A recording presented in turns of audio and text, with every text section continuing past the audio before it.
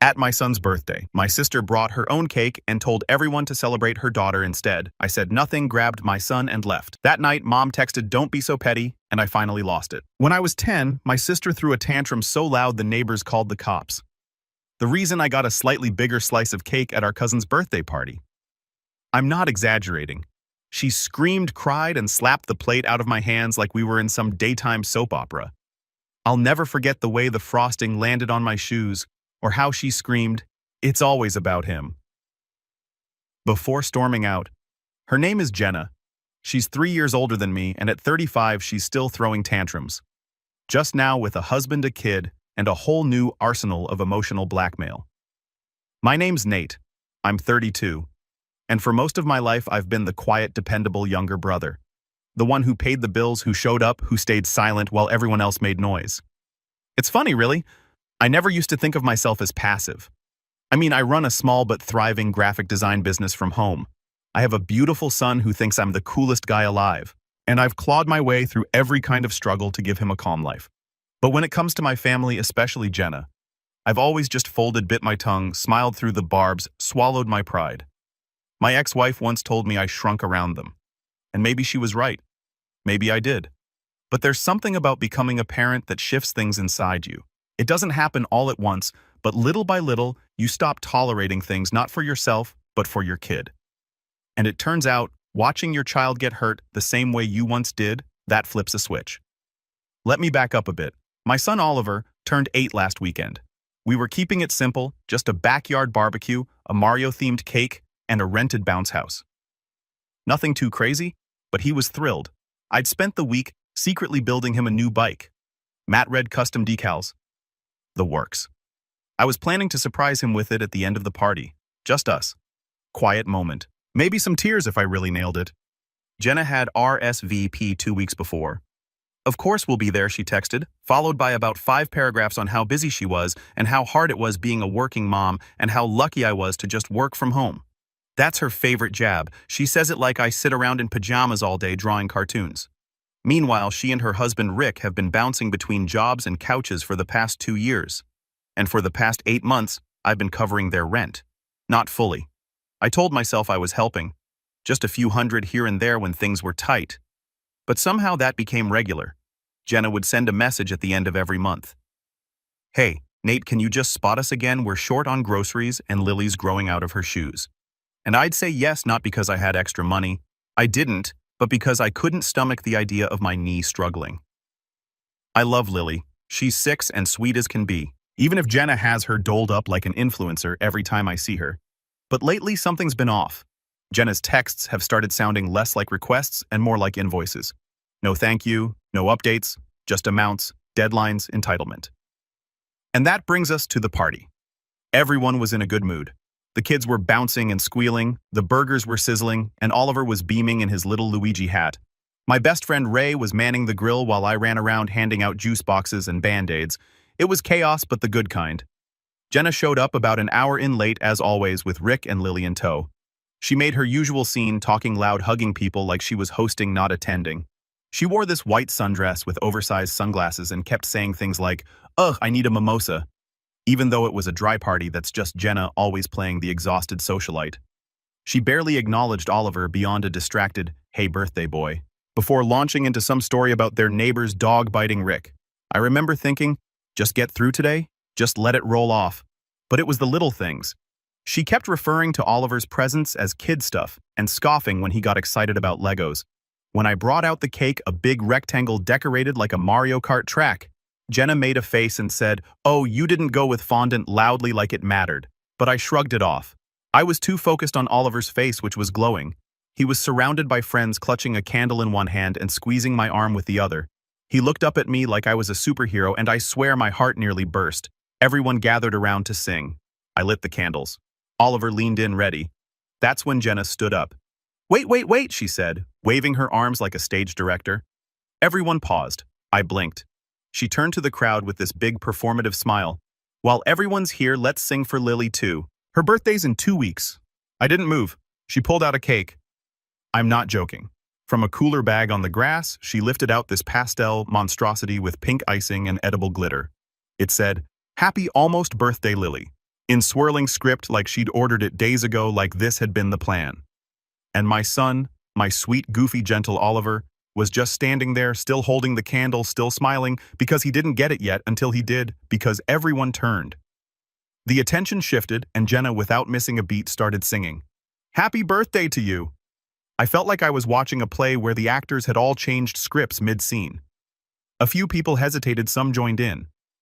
I looked down at Oliver and saw the light in his face dim slowly like a sunset in reverse. His hand dropped, the candle fell, and he stared at the floor. I didn't say a word. I blew out the candles myself. I picked up the gift bags from the table.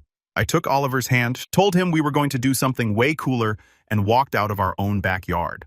No scene, no yelling, just me, my son, and a decision.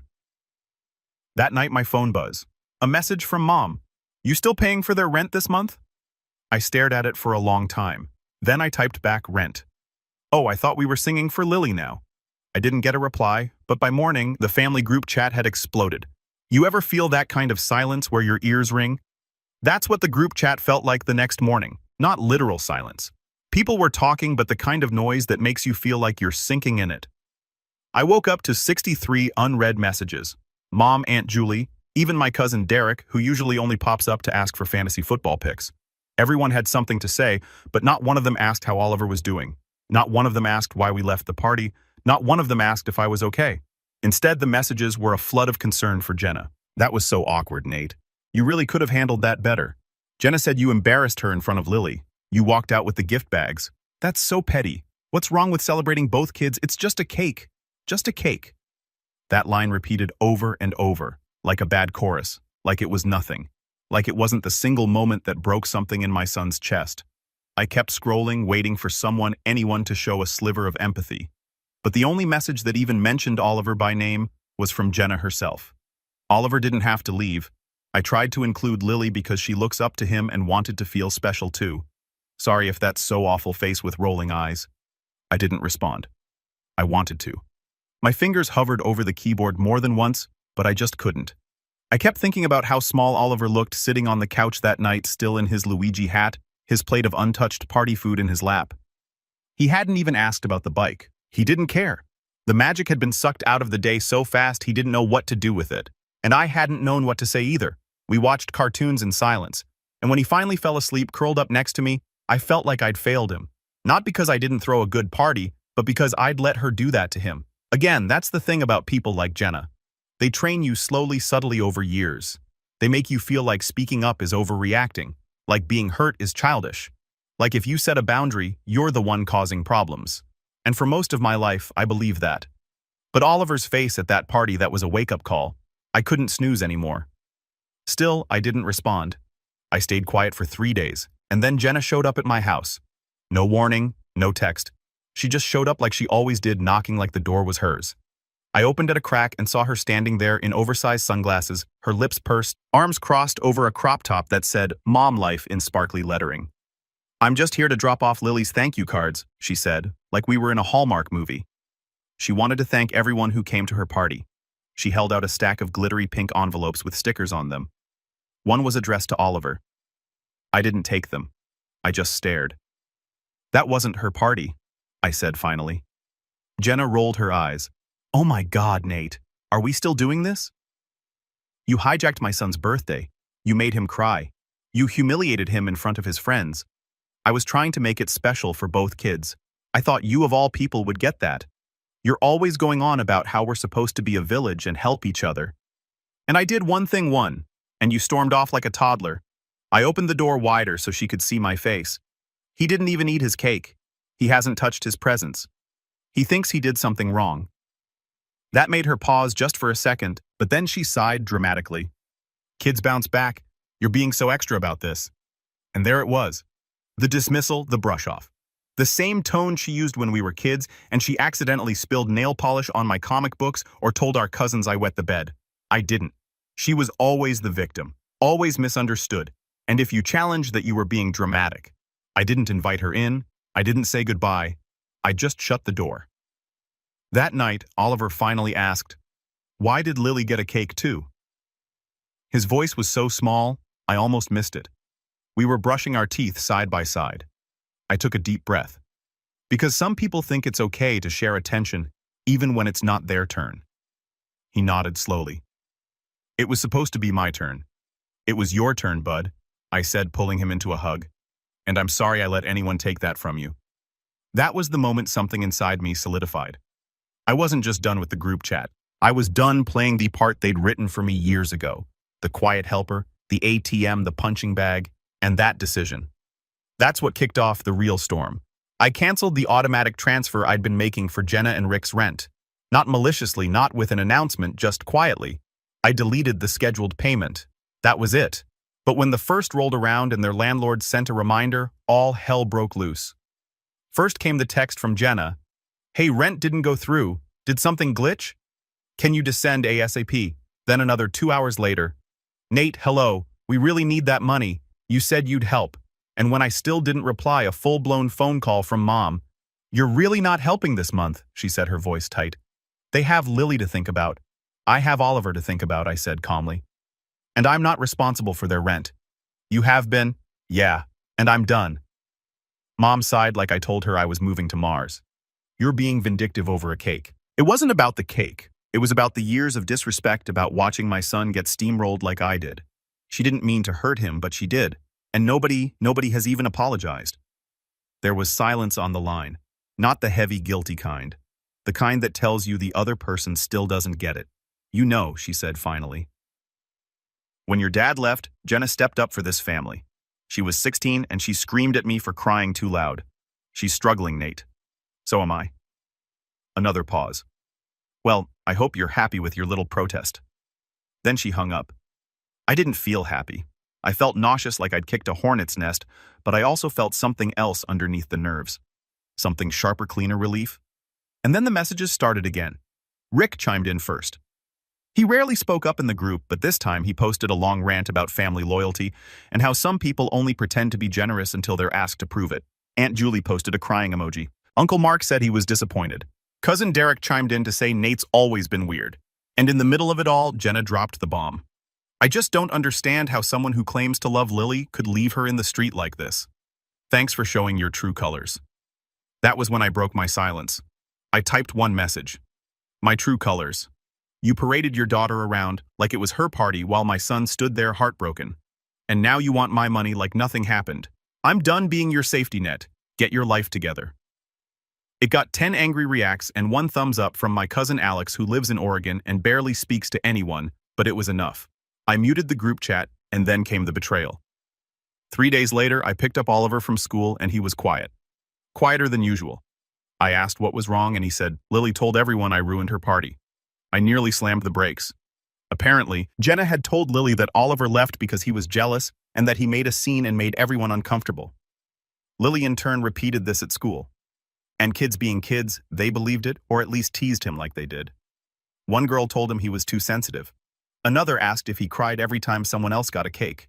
He didn't cry in the car. He just stared out the window and asked if we could get burgers instead of going home. I said yes. And as I watched him eat his fries in silence, a part of me hardened. Not cold, not bitter, but done. If Jenna wanted to twist the narrative, fine. If the family wanted to pretend I was the villain, fine. But I was going to protect my son. And if that meant burning bridges, so be it. I had a plan for me. A quiet one they wouldn't see coming. But first, I needed to pay someone a visit. Rock bottom doesn't always look like some dramatic breakdown in a movie. Sometimes it looks like eating cold fries at 7 p.m. in a parked car outside a Burger King, while your son pretends he's not holding back tears and you pretend you're not watching him do it. That was my low point. Not because I'd lost money or status or anything you can quantify, but because I realized how much of myself I'd given away to keep the peace in a family that never offered any in return. I'd spent decades shrinking, folding, smoothing things over like it was my job. And now my son, my brilliant, sensitive, forgiving little boy, was learning to do the same thing. And I could see it on his face. That fear of making things worse by speaking up. That instinct to be small when someone else takes up all the space. It wrecked me. That night, after I tucked Oliver into bed, I sat on the living room floor surrounded by unopened birthday presents. He'd refused to touch them all week, like they were somehow contaminated by what happened. But I opened just one, a science kit from his friend Milo.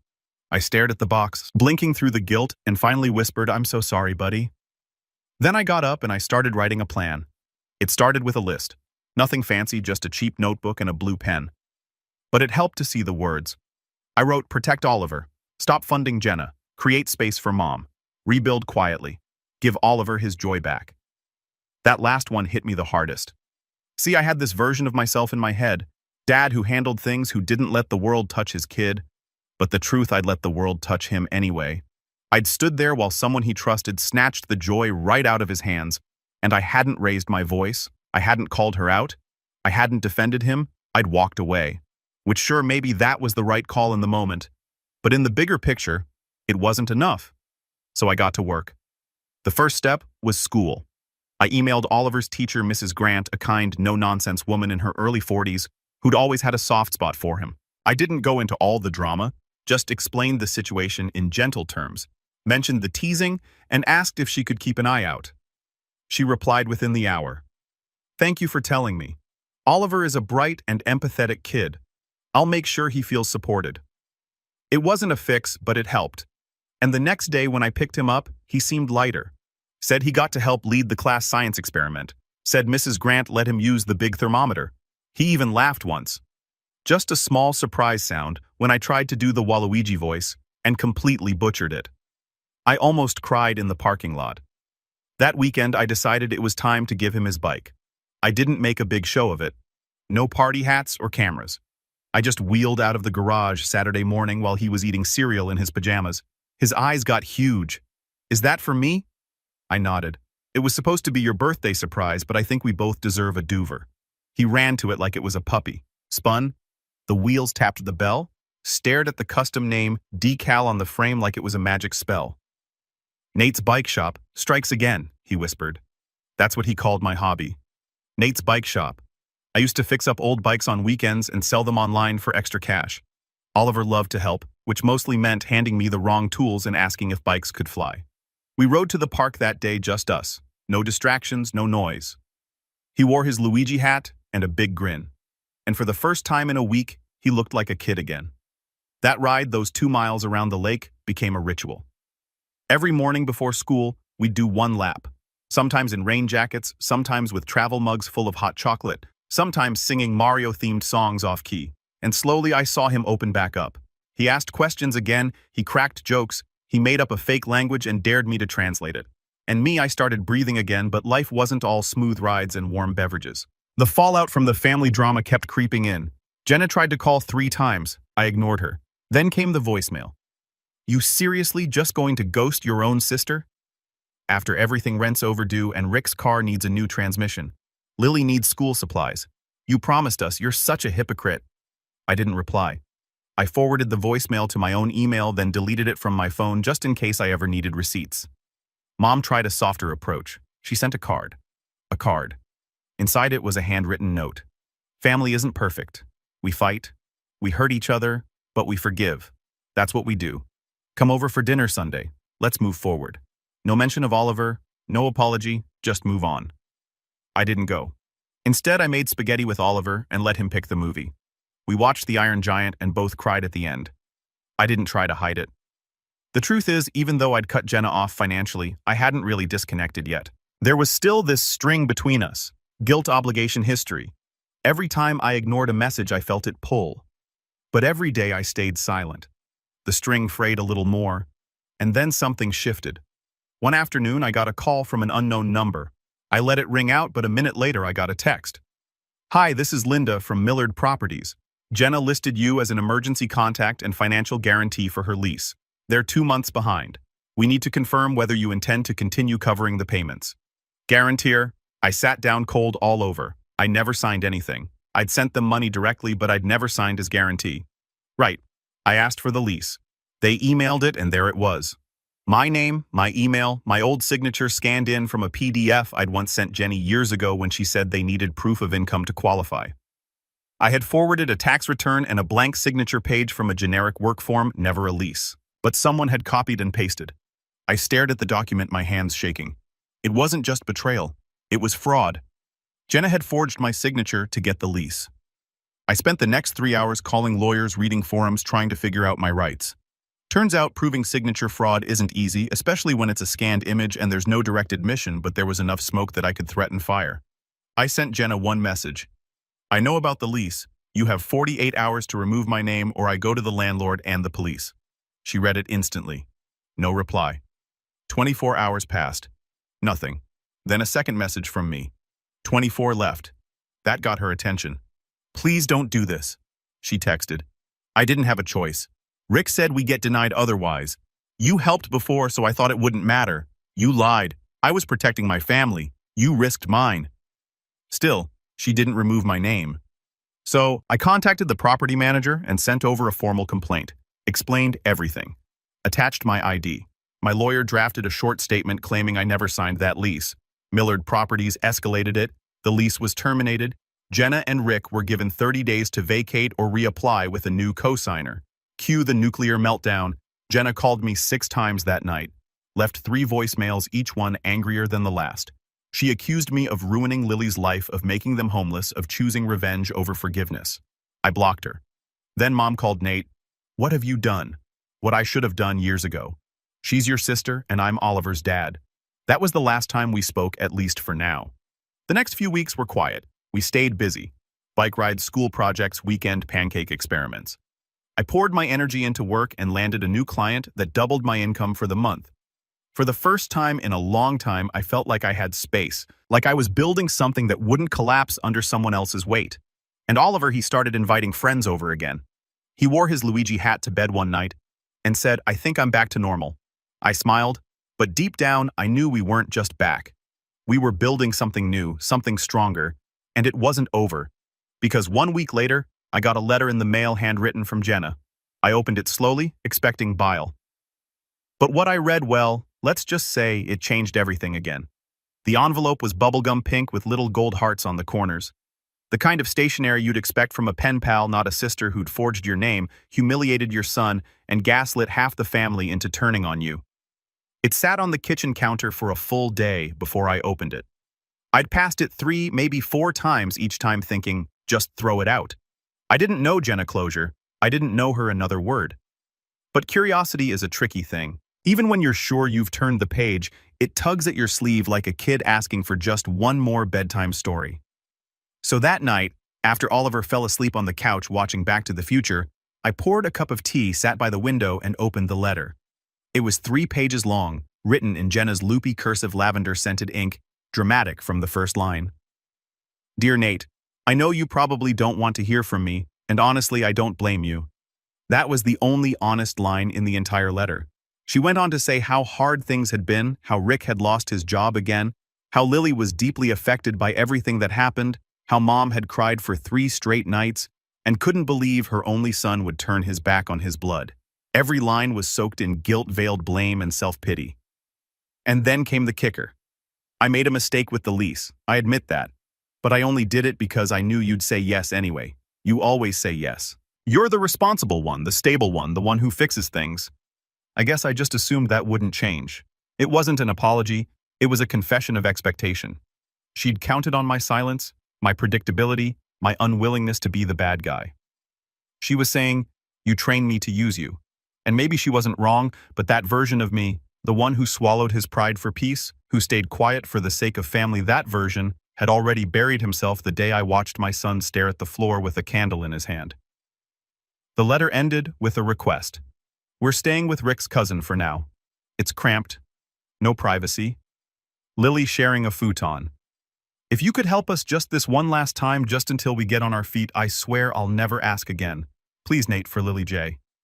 I folded the letter and slipped it back into the envelope without a word. Not angry, not hurt, just focused. Because this time I wasn't going to react. I was going to plan. It started with a simple idea. Stop playing defense. For months, maybe years, I'd been putting out fires. Jenna started. Always scrambling after the damage, always a step behind. But I had leverage now. I had proof of the forged lease. Screenshots of texts, voicemails, the letter, and more importantly, I had something Jenna had never bothered to cultivate. Relationships. I started making calls. First was Alex, my cousin in Oregon, the lone thumbs up in that group chat meltdown. He worked in finance and wasn't close to most of the family anymore, but we'd always gotten along. When I told him the full story, there was a pause. Then he said, dude, that's insane but also not surprising. Apparently Jenna had a pattern. When she was in her early 20s, she borrowed $3,000 from their side of the family for medical bills, never paid it back. A few years later, she'd guilt Alex's sister into co-signing a car loan, which Jenna then defaulted on. He even sent me the paperwork to prove it. That was two allies. I wasn't looking for revenge out of spite. I was looking for accountability. And if Jenna wanted to play the victim in the family group chat, then I was going to make sure the truth had a louder voice. Next, I reached out to our old neighbor, Mrs. Wilkins. She lived next door to us growing up, and when Dad left, she used to babysit us.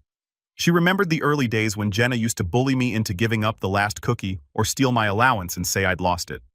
She even had a journal entry from back then she'd scanned years ago when I asked her to write a letter of recommendation for a scholarship. In it, she described Jenna as controlling, dramatic, and manipulative, especially toward Nate. I added it to the folder. Then came the hardest part. I emailed Lily's school not to get her in trouble, but to make sure she was okay. I didn't trust Jenna to keep her safe or stable anymore. I wasn't aiming to take custody or interfere. I just wanted to know if there were any red flags. The school counselor replied the next day. She couldn't give me much due to privacy loss, but she did say Lily had missed several days recently, and they were concerned about instability at home. That word stuck with me, instability. Jenna was always the one accusing everyone else of being unstable, of losing it, of causing scenes. But now the cracks were showing on her side, and while I wasn't gloating, I wasn't ignoring it either, because I was building something slowly, quietly, intentionally, not to destroy Jenna, but to protect Oliver. And maybe, just maybe, to give Lily a chance at something better too. By the end of the week, I had a binder. Literally, one of those black 3-ring binders with color-coded tabs. Section 1, financial records, payments made, bank transfers, text requesting money. Section 2, lease documentation, the forged signature, my original PDFs, email threads with the landlord. Section 3, character references. Alex, Mrs. Wilkins, old messages from Jenna over the years. Section 4, emotional harm. Screen grabs from the party. Oliver's school emails, journal entries. I started writing the night after the party. I didn't know yet what I'd do with it, but I knew I'd need it. The next step, detach completely. I left the family group chat, deleted it from my phone. No announcement, no explanation, and then I set up a new one. Called it Oliver's World. Just me, Rye, my best friend, Oliver's teacher, and my cousin Alex. A space where people actually showed up for my kid. We shared photos, jokes, book suggestions. I posted Oliver's science fair flyer. Ray offered to help him build a volcano model. Alex sent a Mario-themed planner from Amazon. Every ping from that chat felt like a high five to my soul. And then out of nowhere, Jenna messaged me again. Not through text, through email. The subject line was one word: apology. The message: hey, I've been thinking a lot about everything. I know you're mad. I know I crossed a line, but I miss my brother. And Lily misses her uncle. If there's any chance we could talk, I'd like to meet coffee. No drama, just us. I sat with it for a long time because part of me wanted to say no, and part of me wondered if this was real. But the smallest part, the part I'd buried under disappointment, wanted to believe she meant it. So I replied Sunday, 2 p.m., that cafe by the lake. I'm bringing a copy of the lease and the letter. We're going to talk about everything. If you walk out, I'm going public. Her response was immediate. Okay, I told no one. Didn't want advice. Didn't want backup. This was my war to end. And I knew Jenna well enough to know she wouldn't come unarmed. So I brought the binder and I brought a plan. Not a threat, not a tantrum, just truth. The kind that cuts deeper than screaming, the kind that stays. When Sunday came, I got there early. Sat by the window, ordered tea. And when Jenna walked in late as always, I could tell something was different. Not in her face, in her eyes. Because for the first time since we were kids, she looked afraid. And I was ready. She walked in wearing a blazer. That's how I knew it wasn't real. Jenna didn't do blazers. She did hoodies with ironic slogans, cardigans she borrowed from mom, and once an actual prom dress to a baby shower, but not blazers. The blazer meant she was playing a part. It meant she wanted to look composed, responsible, grown up. I saw right through it. She spotted me at the corner table and gave a tight, rehearsed smile. I didn't stand up. She sat down across from me, crossing her legs like we were two executives about to negotiate a merger. I had the binder on the table closed, calm. Thanks for meeting me, she said. I didn't respond. She sighed. Look, I know I messed up. I've had time to reflect, and I realize I handled Oliver's party badly, and the least thing, and everything. Still silent, she fidgeted, pulled at her sleeve, tried again. I'm sorry, Nate. This time I tilted my head just a little. For which part? She blinked. What? Which part specifically are you sorry for? Jenna hesitated. The party. The lease. I already said. Are you sorry for making Oliver feel invisible? For lying to me about the lease, for forging my signature and committing fraud, for turning the family against me, or for getting caught? Her lips tightened. You don't have to be like this. I'm just asking for clarity. I came here for honesty. That's all. For a second I thought she might actually try, that she might put the performance aside, but Jenna didn't know how to be vulnerable without a spotlight. She leaned back, arms folded. Fine. I'm sorry. Happy now. I opened the binder. Jenna's eyes dropped to it like it was a weapon, and in a way it was.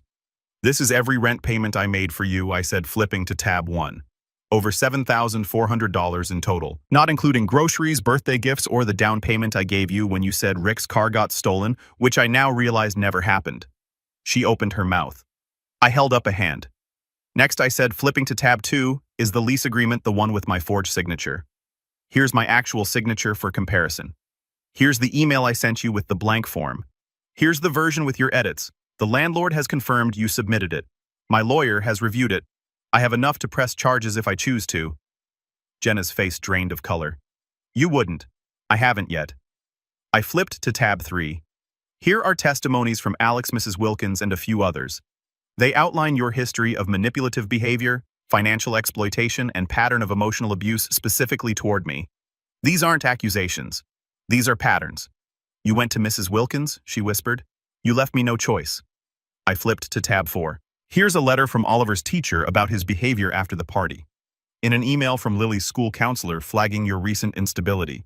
I haven't contacted CPS, but if Lily's situation doesn't improve, I will. That finally broke her composure. You're trying to destroy me. No, I'm trying to protect my son. And if possible, though, I doubt you'll let me your daughter. Jenna slumped back in her chair. What do you want, Nate? And there it was. The only question that mattered. I took out a piece of paper, slid it across the table. It was a formal notarized agreement drafted by my attorney. Nothing complicated, just 3 key points. Cease all financial requests from this point forward. Formally remove my name from any current or future leases, loans, or documentation. No contact with Oliver unless pre-approved by me. It wasn't revenge. It was a boundary, a legal one. Jenna stared at it like it was a death certificate. This is insane, she muttered. No, this is freedom. She didn't sign it. Not then. She shoved her chair back, mumbled something about needing time, and left the cafe in a huff, the blazer trailing behind her like a white flag. She couldn't quite bring herself to wave. I sat there still, the binder in front of me. And then I pulled out my phone and made one final call. The next week, I called Mom. I hadn't spoken to her since our last tense conversation, but she deserved to know. She answered on the second ring. Nate, hey, I just wanted you to hear it from me. Okay, I met with Jenna. I presented her with a formal agreement. I've decided I'm no longer engaging in any family financial assistance. That includes her, Rick, or anyone else. Silence. Then Nate, I know she's a lot, but she's still Mom. No, don't. Please just listen. She went quiet. I spent years cleaning up her messes, paying for her decisions, being the bad guy when I said no, and then being the villain when I finally stood up for my kid. I can't do it anymore. I won't. I'm not asking you to pick sides. I'm just letting you know that from this point forward, I'm done being the one everyone leans on. I'm building something better for me and for Oliver, and if that makes me selfish, fine. Mom exhaled. She's not doing well, Nate. She's saying you threatened her. She forged a lease with my name. I could have had her arrested. Another pause, longer this time. Then what can I do? That surprised me. I don't know, I said honestly. Maybe just listen without trying to fix it, without defending her. Just hear me. Mom sniffled. I'm sorry. I didn't know about the lease. I know. We hung up on neutral ground. Not healed, but maybe starting to understand. A month passed, then 2, and slowly the ripple effect settled. Jenna didn't sign the agreement. She did, however, move back in with Rick's parents across town. I heard through Alex that she'd gotten a part-time job at a daycare. She still posted passive-aggressive quotes on Instagram. Family isn't always blood. Some people only love you when you're useful, that kind of thing. But there were no new rent requests, no voicemails, no forged documents. Lily started showing up at Oliver's school again. I didn't stop her from saying hi at pickup. She ran up once and hugged him. He smiled. I let it happen because none of this was her fault. She's just a kid like Oliver trying to grow up in the middle of other people's storms. As for us, we kept building. We took a weekend trip to a cabin by the lake built snowmen-made burns. Oliver beat me at chess for the first time and demanded I call him Grandmaster O for the rest of the weekend. He started therapy too. Not because he was broken, but because I wanted him to know that healing doesn't mean hiding. He made a comic book about a superhero named Deadman. Powers included building bikes, making pancakes, and turning invisible when people fight. I cried when I read it. I framed it for his room. And then one night, 6 months after the party, I got a knock at the door. It was Jenna. No blazer this time, no makeup, no agenda, just her holding a manila envelope. I signed it. She said the agreement. I had it notarized. I took it, checked the stamp. It was real. I'm not asking for anything, she said. Just wanted you to know I got the message loud and clear. I nodded. She turned to leave. But before she did, she paused. Tell Oliver I'm sorry. I know it doesn't fix anything, but I mean it. I didn't respond. She left without waiting for one. That was the last time I saw her. No dramatic endings, no tearful reunions, just boundaries. Finally respected and silence. The good kind. The kind that feels like peace. Not absence, but space. Space to grow. Space to breathe. Space to ride bikes with your son around a quiet lake. And know deep in your bones that you're no longer shrinking to keep others comfortable. You're finally standing tall. And the final line I gave Oliver a new bell for his bike last week. He rang it 3 times, then grinned up at me and said, "Race you to the end, Dad, man." So I smiled back and said, "You're on." And we raced.